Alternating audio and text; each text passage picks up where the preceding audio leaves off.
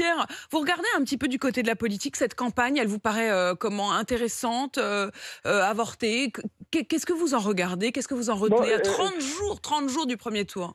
moi, la politique, je la regarde toujours de la même manière. Alors, je vous cache pas que je vote Macron, Macron Ouais, premier tour et Macron deuxième tour. ouais. Mais il est reproché parce que votre question première, c'était est-ce que le débat est tronqué parce que Macron ne va pas débattre? Est-ce Hmm, que la présidentielle est tronquée? hmm, Pour moi, non, parce que, en fin de compte, il n'a pas intérêt à débattre parce que sans débattre, il est entre 30 et 33%. hmm. Ça, c'est le premier point. Le deuxième point, c'est que c'est ce qui fait que la présidentielle n'est pas intéressante, c'est que les hommes politiques candidats me disent des choses qui sont complètement démentielles et souvent ils changent d'avis. Quand vous Mm, voyez par exemple M. Roussel qui donne 10 000 euros pour l'achat d'une voiture mm. électrique, donc si vous avez 1 million de personnes, ça coûte 100 millions d'euros, pratiquement même le milliard quand on va au-dessus. Vous avez M. Jadot qui veut supprimer les centrales, qui veut mettre des éoliennes, mais pas de Mm, vent, pas d'éoliennes, et surtout que les éoliennes, il en veut bien, mais il n'en veut pas de vent chez lui. mm. Valérie Pécresse, elle change d'avis comme de chemise, et M. Mélenchon, il veut sortir de l'OTAN, et c'est un pro-Poutine. Ils sont À tous partir de rhabillés. là, Ils la sont campagne, tous rhabillés pour elle ne peut l'hiver. pas être...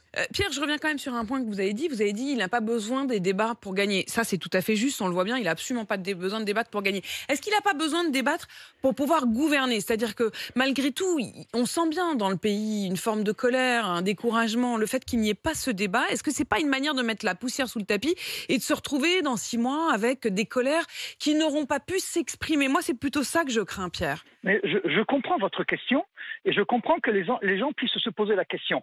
Sauf que il gouverne, parce qu'il est président en exercice, et c'est rare, et vous qui êtes une journaliste politique, vous le savez très bien, il est rare qu'un président sortant, candidat à la présidentielle, puisse se trouver dans une position de réélection Hmm. aussi favorable. Ça Tout s'est à fait. même jamais vu. Tout à Donc fait. on est bien d'accord que les Français qui sont gouvernés par M. Macron Hmm. sont globalement satisfaits Hmm. de ce que fait M. Macron et de ce qu'il propose dans le futur, ils veulent le garder. Et quand vous regardez les sondages du deuxième tour, contre Zemmour, il fait 34%. Ouais. Zemmour ne fait que 34%. Contre Marine Le Pen ferait éventuellement que 42%. C'est simple, Pierre, Enfin, quel il que est toujours soit gagnant, quoi. l'adversaire et quelle que soit la configuration, quoi qu'il arrive, effectivement, il n'y a aucun sondage, en tout cas à ce jour, qui le donne dans une situation même de difficulté. Je veux dire, non seulement Et il passe, voilà, mais il passe donc vous êtes bien haut d'accord la que main.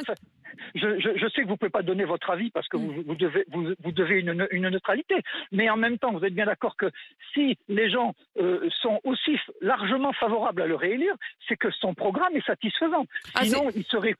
Alors ça, je vais vous dire, c'est presque une lapalissade, Pierre. En effet, moi, je crois au peuple, je crois au peuple et je crois à l'élection. Et donc, l'élection, elle est comme elle est, et les chiffres seront comme ils sont. Et c'est toujours le peuple qui a raison. Donc ça, je suis bien d'accord avec vous là-dessus, Pierre. C'est presque mathématique, mais on verra bien. Il reste un mois de campagne, même si cette campagne, pour l'instant, elle a énormément de mal à démarrer. Merci, Pierre, d'être venu témoigner ce matin depuis Pau.